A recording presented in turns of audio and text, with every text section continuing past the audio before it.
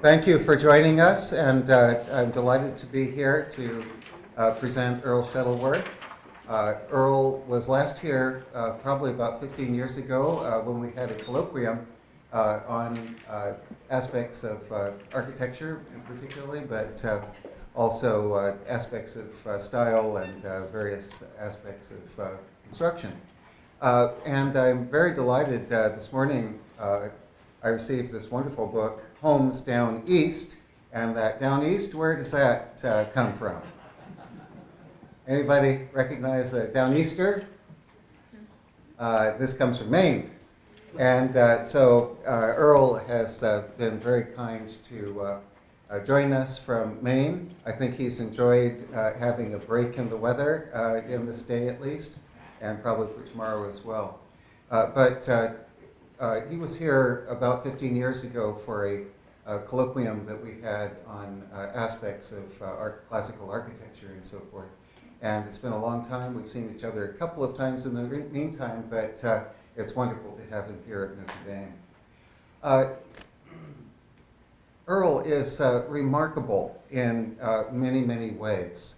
Not only in terms of the important work that he'll be talking about today, in terms of historical preservation, but also the kind of culture of the Maine region and the overall region of adjacent states, but also because of his precociousness. He was born in Maine and still works in Maine, and so very, very strong connection there, of course. But at 13, he was invited to be part of the Historical Preservation Society. And so that was probably the youngest age group of these esoteric kind of meetings and so forth.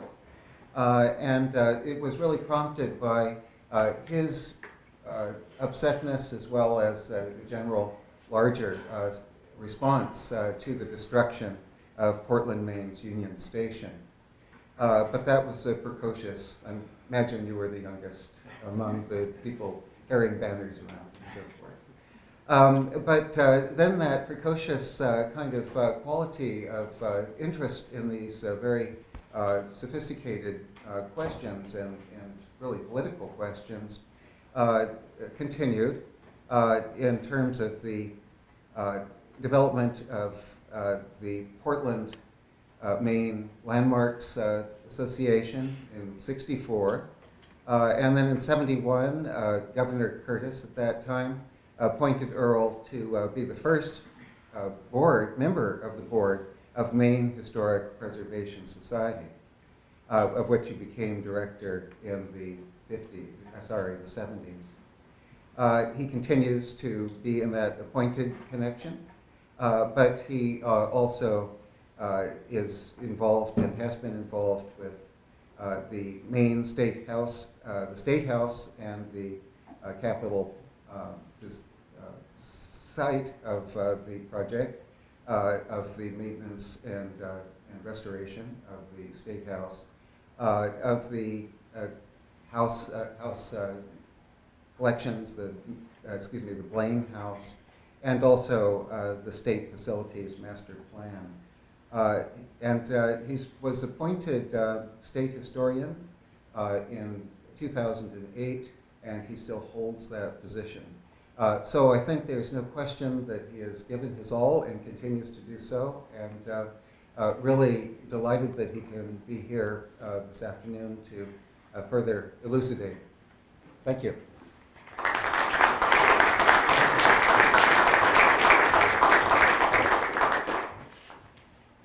Thank you very much, Thomas, for that introduction. It is a pleasure to be back here. I think actually it was about 1997 that I was here for the first time, and we had an excellent seminar on Greek revival at that time. And I've always looked forward to coming back again, and it's nice to tour the campus today and to see how much has progressed with the School of Architecture, and particularly with the wonderful collection that Thomas and others have developed in the historic books. As Thomas mentioned, I've been interested in historic preservation almost all my life, and this is the topic that Thomas asked me to focus on today. To put historic preservation in America in perspective, at least in the perspective of the last 50 years, think for a moment about what was happening 50 years ago in America. It was the classic guns and butter situation, in which on the one hand we were about to get deeply into the Vietnam War with Lyndon Johnson, and yet at the same time Lyndon Johnson believed there could be a great society. And part of that great society was a series of far-reaching federal programs, many of which had their initial concepts in Franklin Roosevelt's New Deal of the 1930s, but then had been in one way or another curtailed by World War II. And now in the mid-60s, we believed we could do both. Think for a moment, 50 years ago, the passage of the acts that created the National Endowment for the Arts, the National Endowment for the Humanities, the beautification program for the highways, and within a year after that, 1966, the 1966 Historic Preservation Act. I'm particularly aware of this because as a teenager, I used to go each spring to Washington and, among other things, visit our congressional offices. Edmund S. Muskie was one of our two senators, the other being our famed woman senator, Margaret J. Smith. And one April day, I visited Muskie's office in the spring of 1965 and was handed a draft of a bill that he was working on. And his aide said, well, we know you're interested in old buildings. Here's something the senator is doing. That was the draft of the National Historic Preservation Act of 1966. It was passed the following year, 66, and it became the blueprint, the template for everything that we have been focused on in the local, federal, and state partnership ever since in this country as far as historic preservation is concerned. And that's what I want to focus on today from the perspective of the state of Maine. But bear in mind that what I say about Maine today is actually mirrored in the other 49 states, as well as in the 5 territories as well.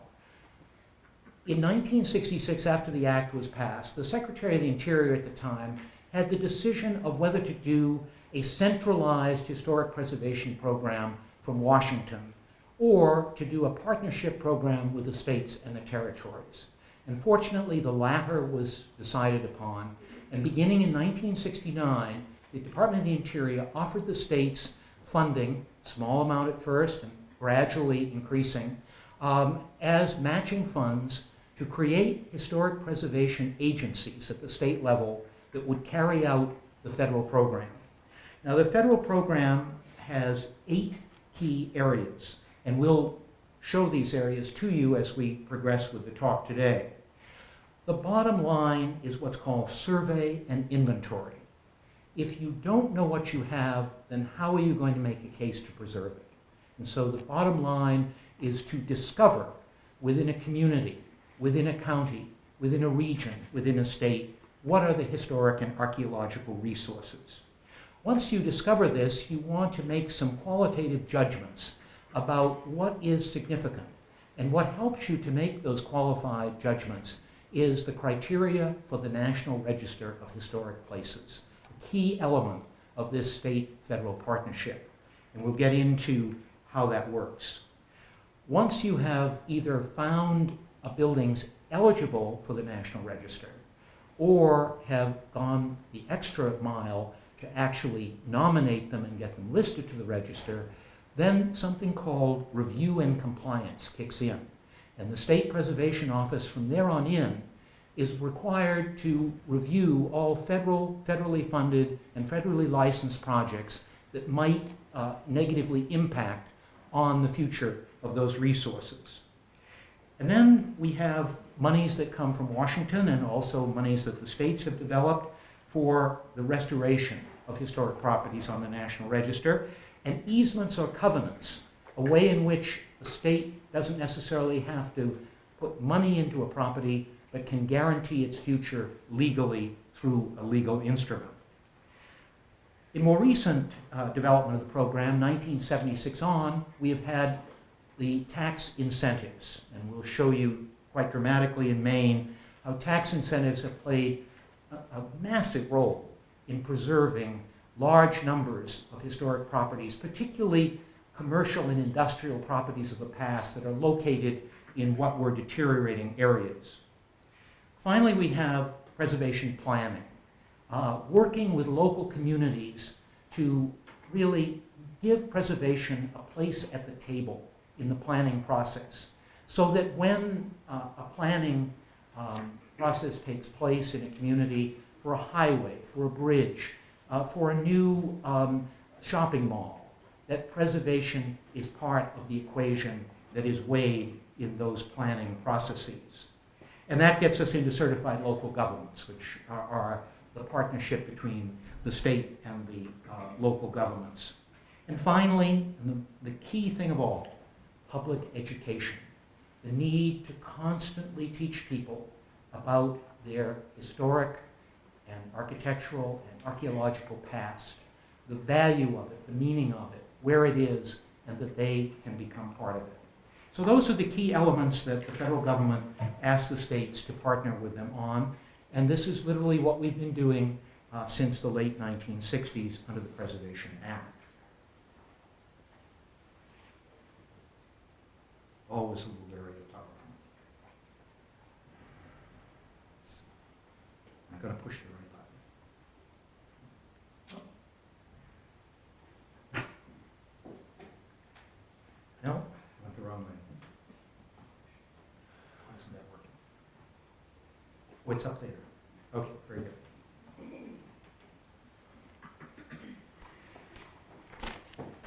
The first element that I mentioned in the overview was architectural survey. Architectural survey is a systematic record of the built environment within a specified geographic area and time frame. And I'm noting here, these are views of a church, an Episcopal church, way up in eastern Maine, St. Anne's, that was designed by James Renwick, who among other things did the Smithsonian building. So the value of survey is that you discover previously unknown treasures.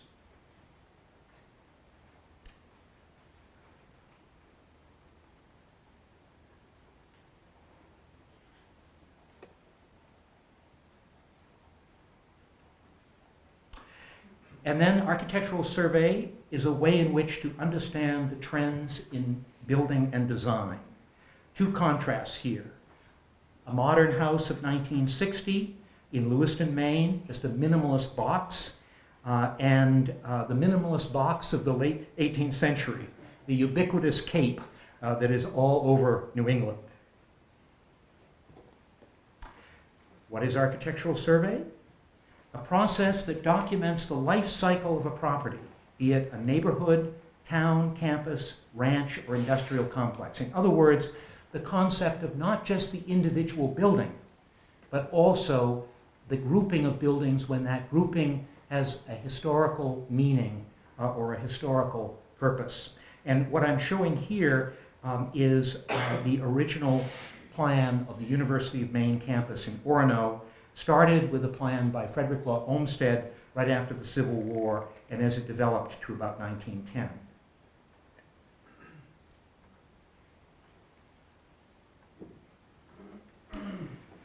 Architectural survey is also the first step in any effort to protect historic properties. A well-organized, clearly presented inventory is the fundamental tool to be used to argue for the importance of historic resources in a community. The inventory of historic resources is the primary product of the survey.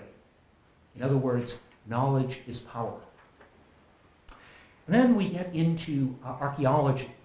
And of course, archaeology is all through the states, varies in its how far it goes back, depending on settlement patterns of prehistoric peoples. But in doing archaeological survey, we get out into the remote areas and we discover very important sites. This one, for example, is a 7,000-year-old site in an area of northern Maine, a totally wild area called the Allagash. And here is a 7,000-year-old spear point that was found at that site, which gave us a clue that there was a site there. Here's a really wonderful occurrence where there was a review and compliance project, the development of a new runway at the Auburn Airport a few years ago.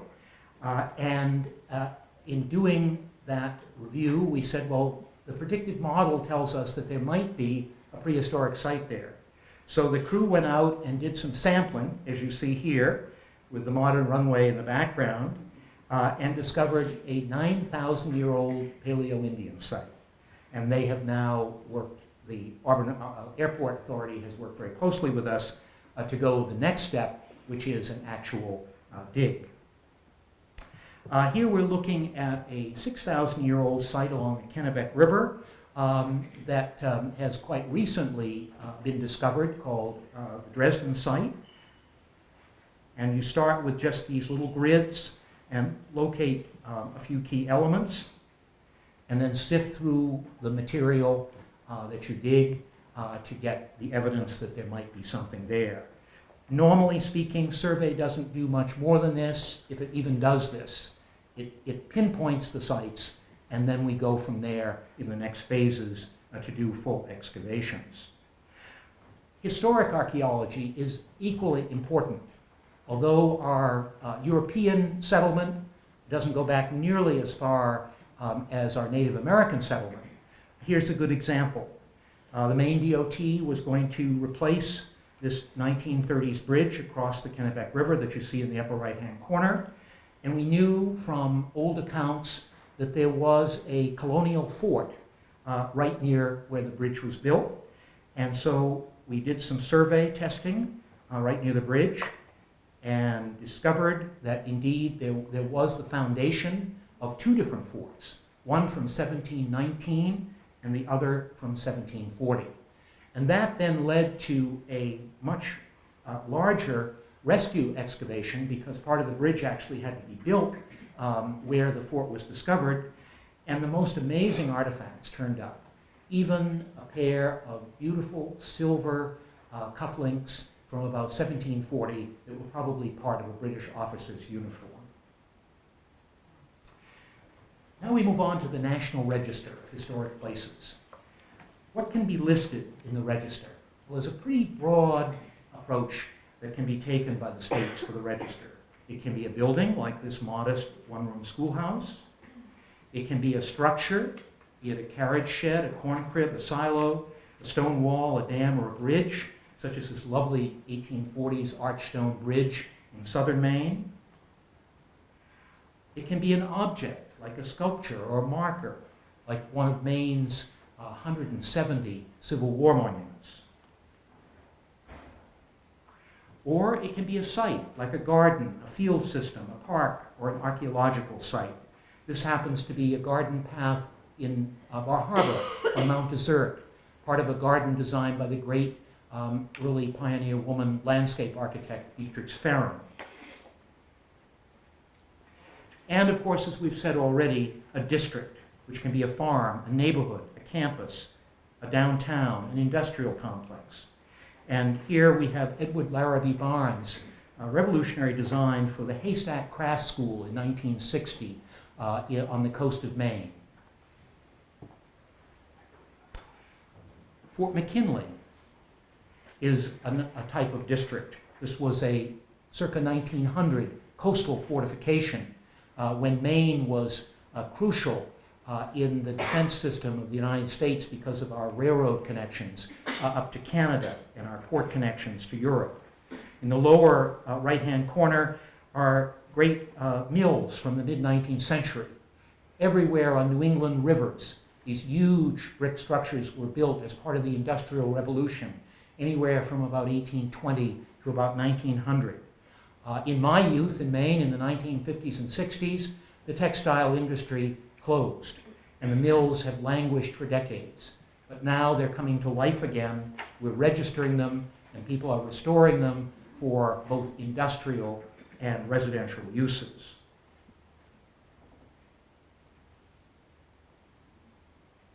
Governmental buildings at the local level, like this town hall near Bangor, our Maine State House, or our Togus Veterans Hospital, which is one of the first veterans hospitals in America right after the Civil War.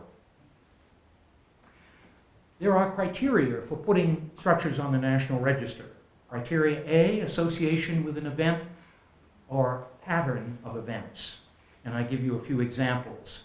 Battery steel would be a coastal defense of the Spanish-American War period. The Brooks Railroad Station, typical of many small rural stations in Maine that were part of an extended transportation system in the 19th century. The Jefferson Cattle Pound, a part of what rural town government provided to its citizens in the 19th century for their stray animals. And finally, a curious one, the Calais Observatory looks a little bit like a Druid site, but actually was part of an early attempt to create a sense of where the various meridians existed in the upper part of the United States. Association with a significant person, this is often how preservation in America began. The first major house to be saved was George Washington's Mount Vernon, and other important buildings associated with famous people followed. This is true in Maine. Forest Lodge at the left is the home of Louise Dickinson Rich, who's one of our authors. Chimney Farm, Henry Beston and Elizabeth Coates, another author. And this early modern house from 1948 was the home of Wilhelm Reich, who was a pioneer psychoanalyst.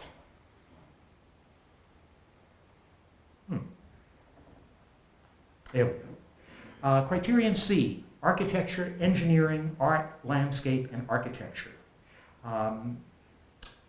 During church, ecclesiastical Gothic, the little house in Lubeck, an early tavern at the lower left, Art Deco theater in Ellsworth, and a Swedish log house in northern Aroostook County. Informational potential. This can be both buildings, such as the Abyssinian Church that we'll see more of in a few minutes, the third oldest African American church in America, greatly altered, but still on the interior, having much original fabric to be able to learn from for the ultimate reconstruction of the building. And as I mentioned earlier, the Fort Richmond site at the right. Now, let's move on to the next category, review and compliance. So we've identified our historic property through survey and inventory. We've put it on the National Register. And now we're sitting in the Historic Preservation Office and using this wonderful Catholic church of about 1910 in northern Maine on the St. John River called Our Lady of Mount Carmel in Leal, Grand Isle. We test the process. A developer comes in and says, I want to put a cell tower on a hill behind this church. And we say, well, we're going to need to see what visual impact that has, because that could change the ambiance, the feeling, the context of this historic building. And note in this photograph the overhead wires in front of the building, because that becomes important. So that's the hillside. That's the hillside that's up for grabs. It could change how people feel and how they experience this building. And so we have a test made in which they figure out what the, through a conjectural drawing, what the tower would look like. The assessment is made and everybody agrees, yes, it would have an adverse impact on the experience of the church. So we go to mitigation. And mitigation means that the developer of the cell tower agrees to put the overhead wires in front of the church underground for the church. And we still build the cell tower, but we do a trade-off. And this happens every day all across the country in historic preservation. This church, by the way, and we'll be seeing a little bit more of it in a moment, is a wonderful preservation story. Like many rural Catholic churches, it has been what the the English call redundant, that is, it's no longer used, and a local historic group acquired it from the diocese some years ago, and they've been working hard ever since to restore it. It's a wonderful building designed by a Canadian architect from across the border. But let's switch back now to the Abyssinian Church in Portland, the third oldest surviving black meeting house in America. This is the only 19th century view of the building, this simple drawing made by a man who lived in Portland in the 19th century. The building was built in 1828. It's kind of late Federal, early Greek Revival, very simple, very vernacular. These were free blacks who had lived in the Portland area since the post-revolution at least, if not before, and they desired to have their own meeting house. In 1917, they moved to a new church just down the street, a concrete church that still stands and actually is on the National Register, the AME Zion Church. And then the building became an apartment house, and it was radically changed. All of that exterior detail from the 19th century was taken off. It was just simply shingled, and new floors were put in. And then a few years ago, the city acquired it for a tax lien and was about to tear it down when everybody said, oh my God, this is still the building. It's still there. And we investigated it and found that there was enough internal evidence so that it could be preserved. And we're just seeing some of the stages of that. The roof trusses were taken off and restored. A temporary metal truss work was put on the roof to protect the rest of the building. And this is the roof trusses beginning to go back on. And here's a close-up of how as much original material as possible was preserved, but new material was also spliced in as well. And I'm happy to say that the Abyssinian Church is now well on its way back to being what it looked like in 1828. It has been a huge undertaking, one that required extensive preliminary research, both historical and in the actual artifact itself. In other words, what could the building itself still tell us, even though it was so altered? And indeed, it told us a great deal. The internal evidence was still there. And now we're back to Lille again, to Our Lady of Mount Carmel. And look at those wonderful angels with the trumpets on the Baroque towers. Great little building.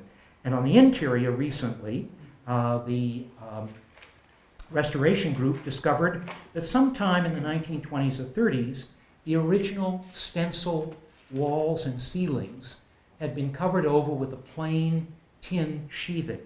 They started to take them off, and they discovered all of these wonderful stencils. And so they've now removed all of that, and they're seeking yet another funding project. These projects are never done all at once unless you're John D. Rockefeller in 1926 restoring Williamsburg. It just doesn't happen this way. It happens incrementally, and it happens with tremendous sweat equity on the part of people who undertake these projects. But by the same token, they do ultimately get done. One of the signature buildings, of course, of the Maine coast is lighthouses. And while I hate to admit it, we don't have quite as many lighthouses as some of the Great Lakes states. We have about 65 to 70. And over the years, there have been various programs to restore lighthouses.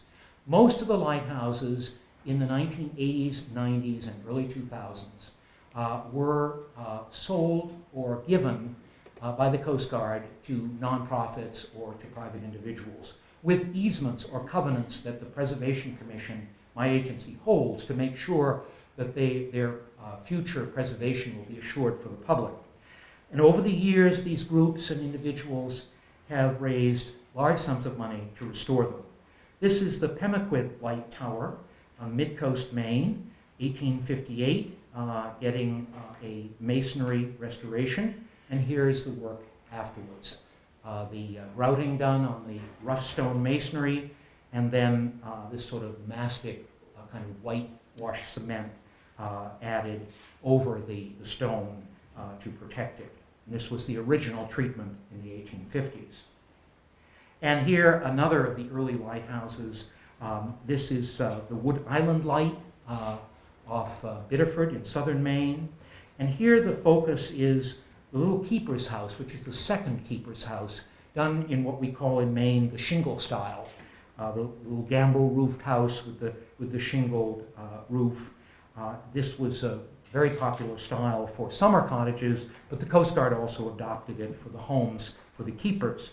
And the group has this lighthouse, and they are doing a beautiful job of taking that keeper's house back to its early 1900s appearance. Now I want to turn to a major aspect of our program, and one that I think is particularly important to you as architectural students, because some of you may already have worked on projects of this nature. Many of you, as you go into firms, particularly if they specialize in historic preservation, will be doing what are in the vernacular called Tax Act projects. As I mentioned, the Tax Act, it's the vernacular for it, was passed initially in 1976. The theory was to put old construction, the rehabilitation of old construction, on an equal footing with new construction, or at least to try to more even the playing table. And that has been a tremendous success since 1976. In 1986, when all the other tax credits in a major tax reform package in Washington were stripped away, the preservation tax credit was maintained. And it has continued to be supported in a bipartisan way. And many of the states, including Maine, have added an additional state credit as well. We're looking here at a 19th century photograph of very early commercial buildings on Water Street in Hollowell, which is a little river community in central Maine, actually where I live. And the block at the right was built in 1804. In just a few years ago, it had a very bad fire, and everyone in the community despaired that the building would have to be taken down. And they not only despaired because it was one of their oldest buildings, but also because it was their best restaurant. And I don't know which was more important, but anyway, probably the latter.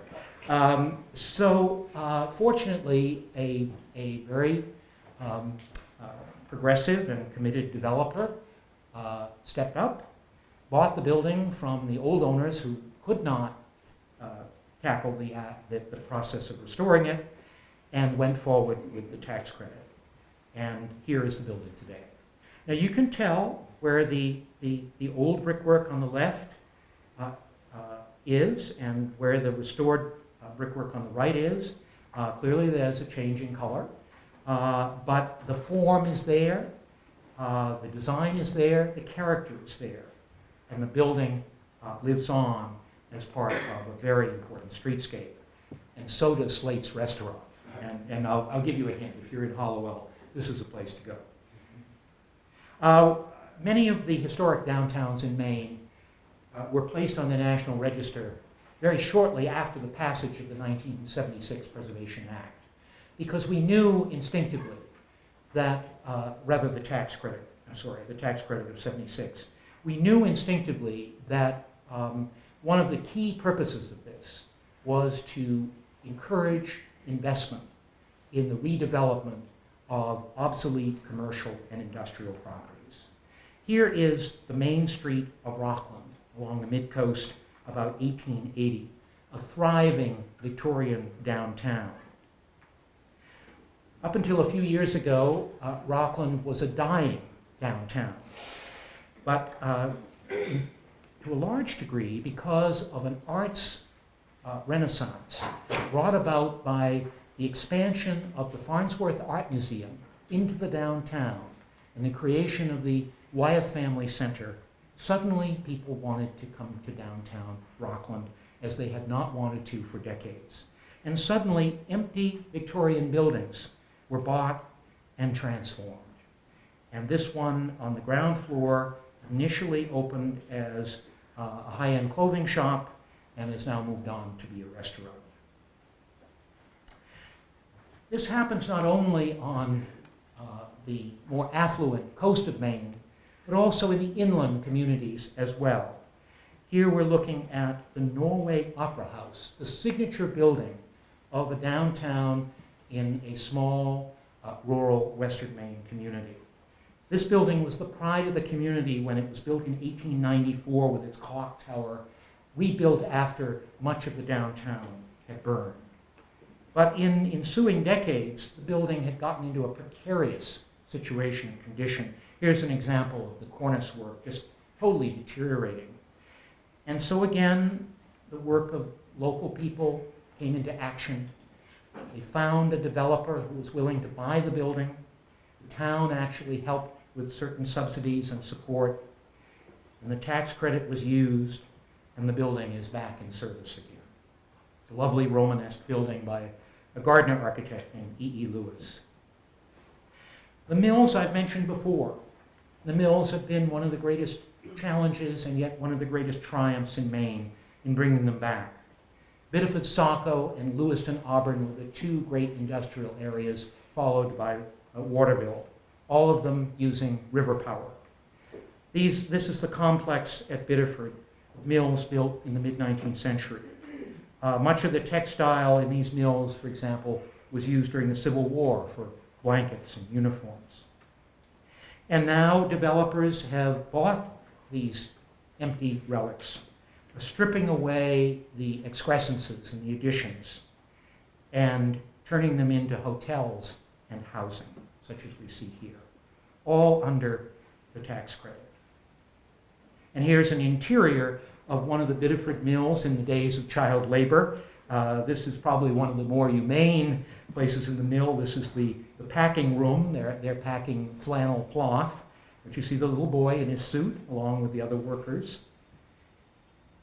And when these mills are readapted, the great spaces, of course, must go for housing or other purposes, maybe incubation of new industries or businesses. But because of the tax credit program, essential features are maintained, such as the construction systems, which are still exposed in the hallways. Here's Lewiston, built between 1850 and 60, became the 7th largest textile manufacturing center in New England by the Civil War. Great rows of mills between the Androscoggin River on the right and the canals. And yet, like Biddeford, these buildings were emptied of their equipment in the 50s and 60s and languored for decades, and now are being bought, additions stripped away, brickwork being restored, and in this case, moderate income housing going in. Another quick example, a lovely Greek Revival style mill in a little town called Berwick in southern Maine, built in 1862. It kind of belies, it's a very late building for the Greek Revival in Maine. Here's a 19th century view of it. Here it is as an empty factory. It was built actually to manufacture blankets for the Union Army. And here it is as housing. This large, challenging building was a dormitory for the Bangor Theological Seminary, built in 1835, beautiful late Federal early Greek Revival building. The seminary moved to a new location. The building was empty. There's the building, called Maine Hall, designed by local architect named Charles H. Pond in 1835. And now it's moderate income housing.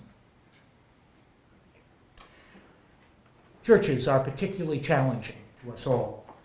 This is the Chestnut Street Methodist Church of the mid-1850s in downtown Portland. Beautiful Gothic Revival church by the local architect Charles A. Alexander, a combination of brick and brownstone trim. The Methodists left for a much smaller church, put the church on the market, and a very innovative developer bought it and has turned it into Grace Restaurant. Here's the interior as it was after the Methodists vacated, including an organ case that is actually a model of the facade. And here's the Grace Restaurant. Now, perhaps where the altar was, the kitchen, maybe a new kind of sacrifice, perhaps. But nonetheless, the building is there. All of the original features are there. It just has a new use. The great thing about these tax credit projects is they're designed to be reversible. So 25, 50 years down the line, if these buildings are still here and a restaurant doesn't work, housing doesn't work, we haven't destroyed the essential features of these buildings. They can be reversed and brought back in some other way with the original features still there. Another great example of this is a much beloved building in Portland. This is the old Baxter Library of 1889, beautiful sort of Italian Romanesque building designed by the local architect Francis Fassett. The library moved out in the late 70s. The building was used by the Maine College of Art for many years, and then they sold it to a developer with restrictive covenants. He agreed to do a tax credit project. It is now an office building, but all of the original interior features are there, some of them masked, some of them very evident. And finally, in Waterville, a school. Schools are very popular in terms of rehabilitation, adaptation, particularly for housing. It seems as though the size of old classrooms is just perfect for the size of maybe a one-occupant apartment for an elderly complex. This beautiful collegiate Gothic high school in Waterville was built in 1917 by the Portland firm Miller and Mayo. It had fallen on difficult days. The energy crisis of the 70s had stripped away many of its windows, but through the tax credit, all of this came back. And the wonderful thing here is that the great open corridors are all preserved, and the schoolrooms adapted themselves to apartments. Now, the final part of the program that I'll just share with you for a few minutes is what we call the Certified Local Government Program. And that's where a community makes a conscious decision, its own local decision. No one from the federal or the state government is telling them to make this decision, but it is a decision to adopt a local preservation ordinance, which is an excellent complement to whatever the state and the federal government are offering in the way of protections. And in many ways, this is really an extension of local zoning programs. For some communities, particularly small rural communities, more conservative communities, this is not an option. People feel very strongly they do not want their property regulated at this level. But for others, and in Maine we have 10 communities that have opted for the Certified Local Government Program, where their ordinances are of such a sophisticated level that they will meet the federal standard and they can participate in the program. And it means that each year these communities get a small amount of federal money if they apply for it through our agency in Augusta in order to carry out local preservation programs. Here in Bangor, which has one of the first comprehensive ordinances in the state, 1977, we just have an example of what their local preservation board does. They create information, educational material for the public so that people will understand what this is. So oftentimes people shy away from preservation because they just haven't had it explained to them. And so this is part of what we try to do. And part of that literature includes this wonderful map that shows all of Bangor and where both the National Register and the local historic districts are located, as well as the individually listed register buildings and local landmarks. Saco is another city that has adopted a very fine preservation ordinance and has designed guidelines that are disseminated to the general public in this format. And then Portland, my native city, where I started out in preservation as a youngster, has made tremendous strides in the last 50 years. They have an excellent local historic preservation board. after years of lobbying the public and the city government. And they now have a very sophisticated program that even undertakes to identify and try to protect areas that one could never have imagined might be considered, such as Congress Street, which is the old commercial district, very much a mixture of both significant buildings and what we call intrusions or non-qualifying buildings. And so indeed, this is a map of that old commercial district in the very heart of the downtown, where there is a local as well as National Register district now. And the city of Portland, like some of the other communities, does these excellent public publications. Also, each year, the certified local governments get together and a particular certified local government community hosts it and do a seminar, and people both within the state and experts from without, particularly on the legal issues and the design issues, which are very challenging. They come together and talk for a day and hopefully go away with further understandings as they return to their local communities and carry out their civic duty on these local preservation boards. So that's a quick view of what we've been doing in Maine in the last 50 years, since our good Senator Edmund Muskie sponsored the National Historic Preservation Act of 1966. And to give it perspective, again, I would only say that what I've shared with you today is replicated in every state and territory across the nation. It is, I think, a very rich and exciting rediscovery at every level of the value of our cultural heritage, our cultural resources. And I would urge you to be part of that process in one way or another. It might be that you will, as I mentioned at the beginning, be part of an architectural firm that actually does tax credit projects or helps private homeowners to restore their buildings. But think also, with your knowledge of design, with your knowledge of aesthetics, what you could lend in the future to a local historic preservation board, whether you're in the middle of New York City or whether you're in a rural community in the Midwest. That is a valuable contribution. But the bottom line is the fascinating process of discovery. And I think for me, every once in a while, I'll just put everything else aside and I'll go to the old newspapers and I'll look for more information about architects and builders in Maine that I may not have found before. Or I go through another collection of architectural drawings that I haven't looked at before. Or old photographs or postcards or stereo views or photographs. All of this visual richness is around us to teach us, to inform us, to make us better understand what our built environment was and still is and will become. Thank you.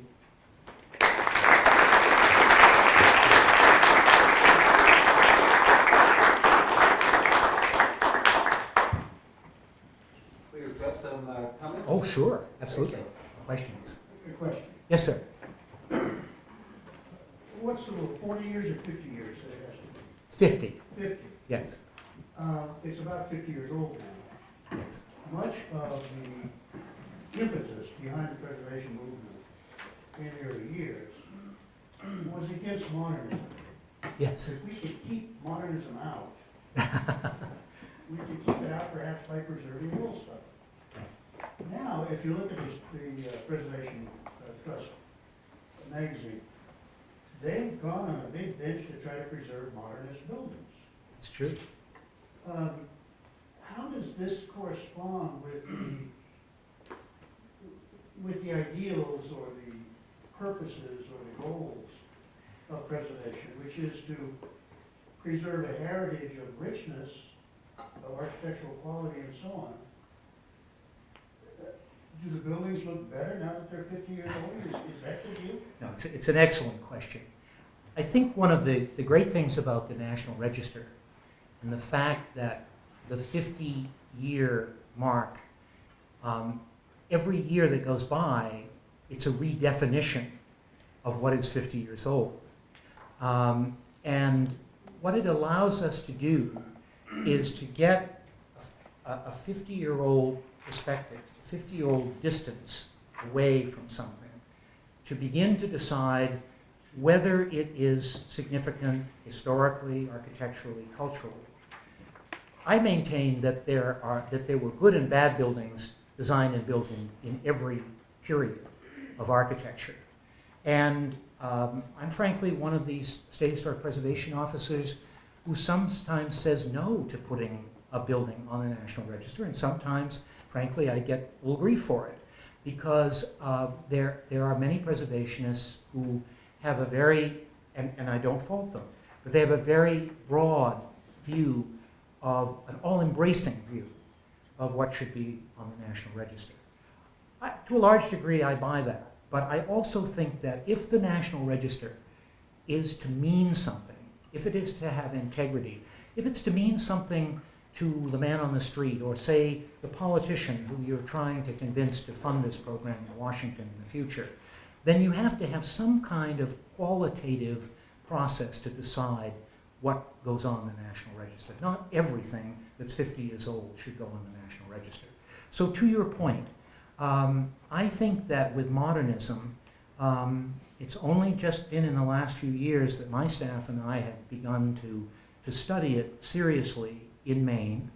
We have a few buildings that we do feel have great, lasting value that we have nominated, maybe 3 or 4, like the Edward Larrabee Barnes project, which actually is a fascinating landmark in not only Maine architecture, but in the neo-shingle revival, in that it's one of the first buildings, major buildings in America, where the architect decided to go back to the aesthetics of the shingle style, natural materials, simple forms, in a coastal setting.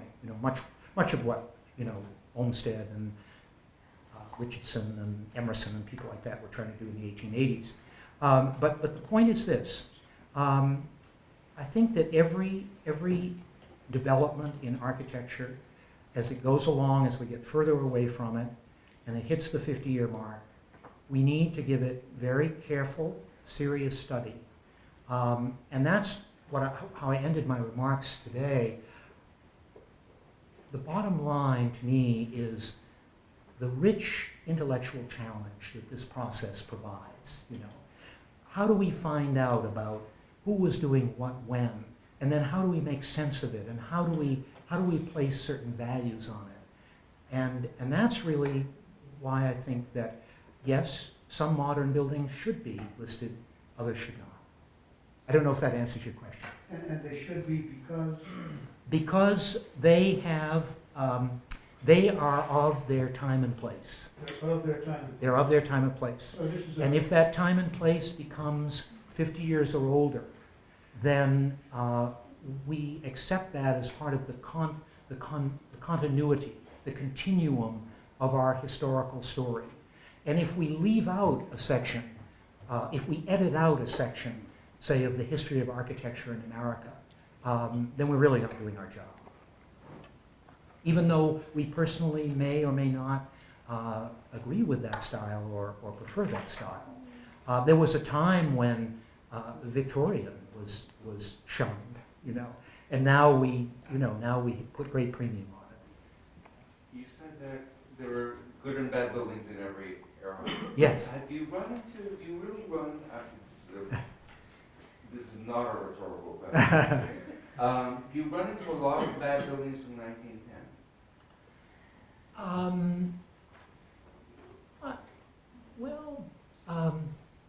mean, a few. I'm thinking, I don't mean to dodge the question, I'm thinking we probably haven't done a lot with buildings in 1910 in Maine, other than the obvious grand ones, Because they're kept. They're, They tend to be kept. yeah, they're still close enough in time to us so that they're largely functional. There may be a few in downtowns that we've included in districts. There may also be some major governmental buildings that were built in the Beaux-Arts Our State House, for example, was rebuilt in 1910, actually, from a bullfinch building, greatly expanded. One of our most elegant courthouses was built in 1910, things like that. But again, you know, it's this whole question of the housing stock of 1910. We haven't even really begun to tap into the research on that. I think we have a lot of very interesting material from that period, but we haven't even begun to deal with it yet. Yes? His question had to do with good and bad buildings. Yes. Your answer has to do with good and bad examples of their time. Yes. Are those the same thing? Yes. They are. Yeah. That's where you make the qualitative judgment. So Bill, what you still saying like you're wondering, so. Yeah, sure. Well, one of the things that modernism did was to move the assessment of architecture from criteria of beauty Mm-hmm. to other criteria that had to do with famous architect, example of its time, the one you mentioned, Mm-hmm. typical of its era, Mm-hmm.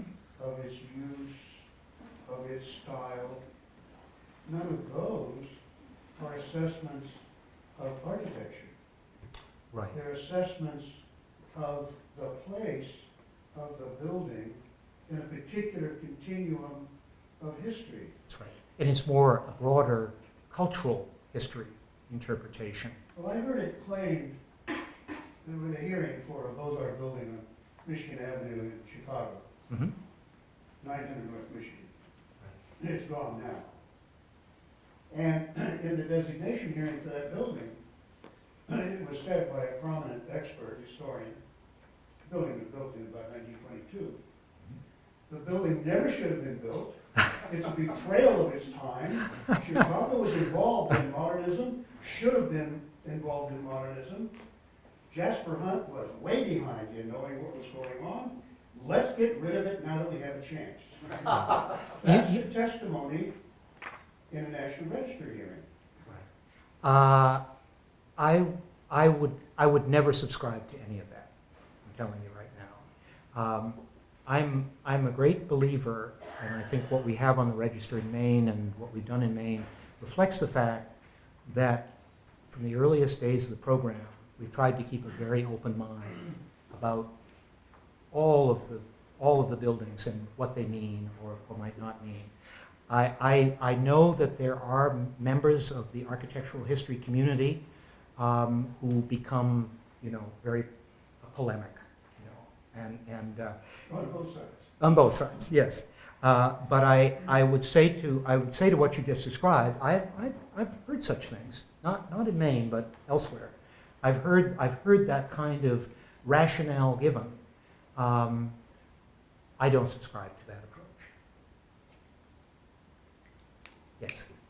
So the other fraud issue, I would guess, and we didn't see a lot of it, is not the restoration of old buildings, but for whatever reason or another, an addition that might be necessary Yes. to make them more viable or to expand them for some reason or another. And that's also fraud, right? Yeah. So what's your position? Well, on that? and I'm glad you brought up the issue of addition, particularly where we're here at an architectural school, because this is, again, one of the challenging parts of doing these tax credit projects. Many of these projects do require additions of some form. Sometimes they're as simple as an elevator shaft at the end of the building. At other times, because of the making the project work economically, you need to put a whole wing on the building, I guess in this case, the states are pretty carefully governed by the Secretary of the Interior standards. And I know there's a lot of debate in the architectural community about those standards.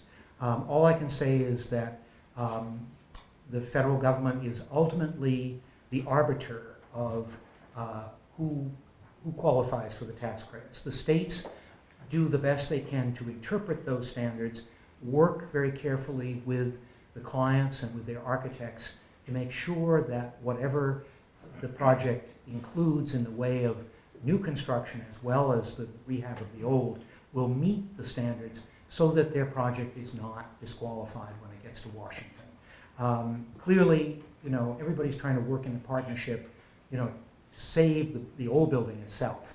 But there is a whole school of discussion in the architectural community that differs with some of the standards.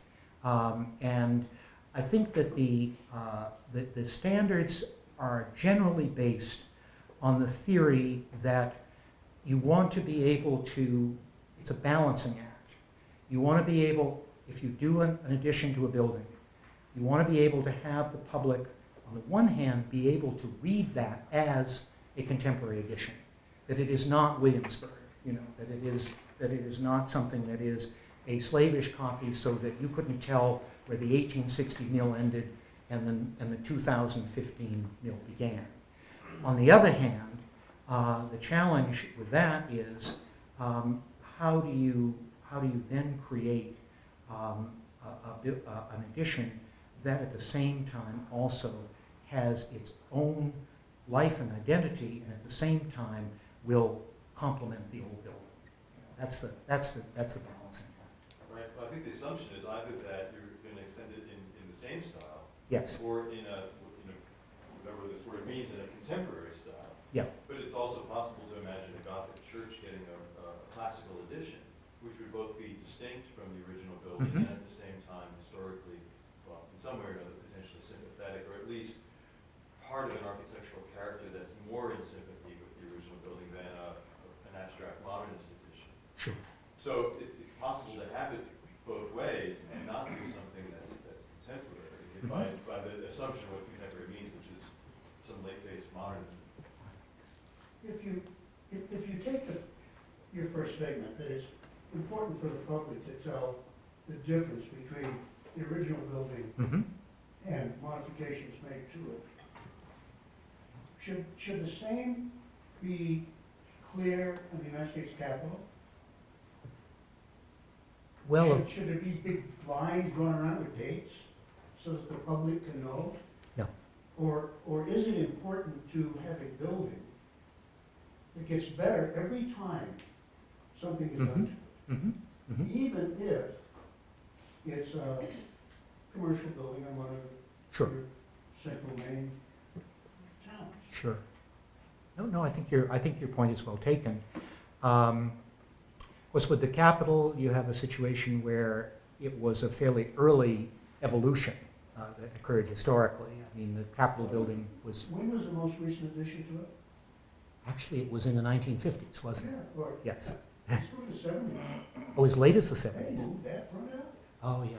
Well, I guess they were projecting it in the 50s and finally executed it. They were Yeah. changing it. That's true. That's true. Yeah.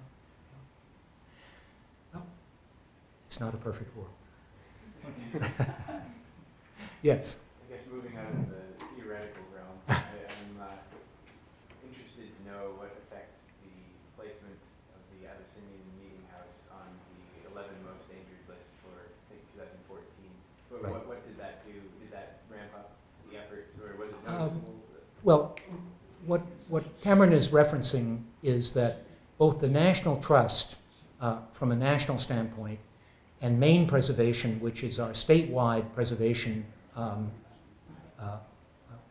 organization, have maintained and issue each year lists of the 11 most endangered properties. Now, why it isn't 10, I don't know, but 11 is maybe catchier. And so as a result, this is used, I think, very effectively to make the public aware of important local buildings that may be in trouble. It's hard to assess. I think in the case of some of the buildings that get on the list, the work is really fairly well underway. And I think the purpose of putting them on the list is not so much to say, oh, we've suddenly discovered that we're going to lose the Abyssinian Church, because we were not. But it was more to give that preservation effort the extra push, the extra publicity, the extra public awareness that people felt it merited. It's a PR technique. Yes, sir. I'm kind of curious, being that we're in a county that's not traditionally been very supportive of preservation, if there are any methods that you found to encourage support or to combat negative feelings towards Sure, preservation. sure. Back 50 years ago when I was growing up in Portland, Portland was not a very friendly community to historic preservation. The 60s saw the direct destruction of a whole series of major buildings, 2 railroad stations, churches, hotels, and so on, as well as urban renewal projects. And what I've always believed in is that you start from the ground up by educating people. Now, this may sound very simple and very naive, but I think you find every way possible to create the climate of public opinion, to make people realize the history of their community, and then what significant surviving buildings and neighborhoods contribute to understanding that history, to bringing it alive. And as a teenager, between my sophomore year in high school and the time I graduated from high school, I gave 100 public lectures on historic buildings in Portland. Now, I've given a lot of lectures since, but it was literally the idea that there was a mission to try and re-educate people about the city. I also took a summer job on the newspaper, and I wrote a series of over 50 articles over 3 summers about the key historic buildings in Portland. I gave walking tours. And of course, I was not a one-man band. We were also developing a very effective local historic preservation organization called Greater Portland Landmarks that just celebrated its 50th anniversary. And so on down the line. But it does show that, and I'm not, patting myself on the back, it's just simply that if you care, one person can make the difference. And then you find other people of like minds and you band together. And you define the message, and then you get it out there, And then you can make public opinion change. And this is what this country is all about. It's not perfect, but there's still a little flexibility left in the system. Yes, sir. Just on the same token of difficulty with public opinion and stuff, what can be done in a situation where you talked a lot about working with, when there's a developer involved, working with them to maintain what is necessary to be maintained under these tax credits. But in the case where a developer is developing a site of historic value, and then on top of it, the government agencies don't see any value in preserving whatever historic structures might be there. What can be done at that point? I've witnessed this happen several different times. Well, I think what you do first is you educate yourself about the system at the local, state, and federal level. You ask in the respective community in which the project is taking place, does that community have a local historic preservation ordinance? Maybe it does, maybe it doesn't. If it does, you automatically have a leg up because you have some kind of local structure that may or may not affect this property, but at least you need to know about it. Then you need to talk with your state historic preservation office and find out what they know about the building. Has it been found eligible in a survey for the National Register? Is this developer or this community that he is involved with in some way getting a federal grant, which would trigger a review by the State Historic Preservation Office? I mean, the involvement in the federal government of projects at every level is amazing. And it may be as simple as something you would never imagine. Not necessarily a big money grant, but it might be that project, because it's in a particular location, it has to be reviewed by the Army Corps of Engineers because it's near an estuary, or it may have to be reviewed by FEMA for some reason. I mean, it's just, we review in Maine between 2,500 and 3,000 federally funded and federally licensed projects in a given year, of which about a third are with the Department of Transportation. So you need to find that out, and you need to then assess whether there are any legal recourses that you can take to affect the outcome of this particular project. Now, you may not always be popular when you discover such a legal resource, but hey, if you believe in what you're doing, well, then you're going to follow through. And then, hey, if that doesn't work, you need to find out, is there a local preservation group, maybe separate from the community, separate from the governmental structure, that might listen to your case and support you in public hearings. Ultimately, everything in America is local. It has to go through a local planning board. It has to go through a city council. And sometimes you can change the course of things at that level, as well as at the state or federal level. But not to be repetitive, but learn the system and then use it. Yes, sir. Okay, I may have missed this, but is there any action on like buildings that are built today that clearly represent the past and present like cultural identities of a place? And I guess that relies more like the question relies in, are we in a better position to judge the cultural values of a building of other generations, or are we in a better position to judge the cultural values of our own generation? That's a good question, and I'd like others to maybe comment on that. Generally speaking, I think, as I've mentioned earlier, I think we're in a better position to judge something from the distance of time, and that's certainly why the federal government uses the yardstick of 50 years. But that's not to say that there aren't buildings built today or relatively recently, which,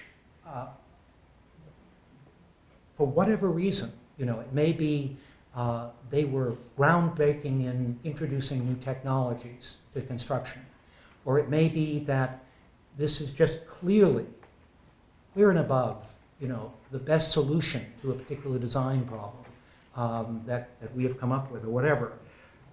Any number of reasons. We may want to be concerned about that building before it is 50 years old. Now, I'll give you an example. There are a couple examples in Maine. In 1980, the Portland Museum of Art built a new wing to its building facing on Congress Square, and it was done by Henry Cobb of Pay Cobb.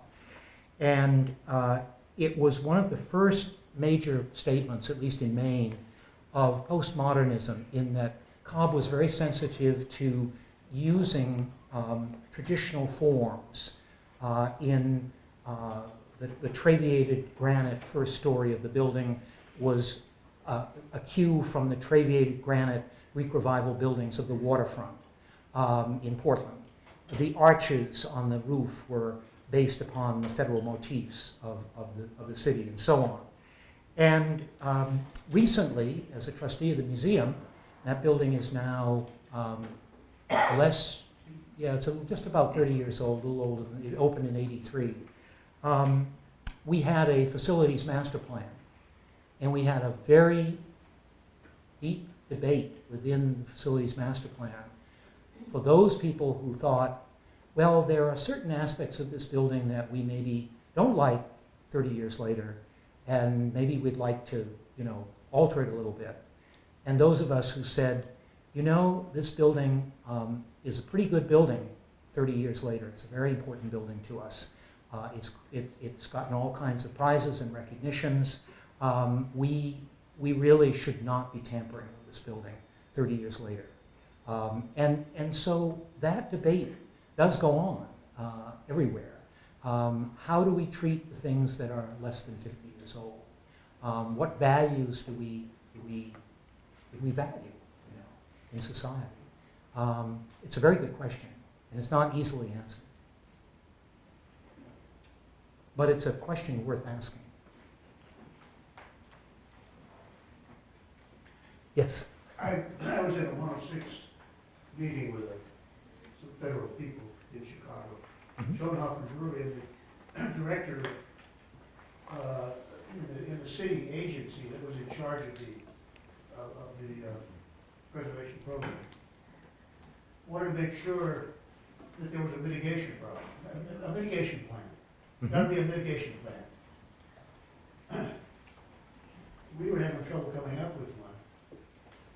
And I said, Harry, what's your mitigation plan? Oh, knock it down. Well, Okay, would that it weren't. it's still there, by the way. Well, that's good. I'm glad to hear that. Yeah. You Yeah. didn't get it there. Any other questions? Well, you've been a great audience, and I appreciate it very much. Thank you so much.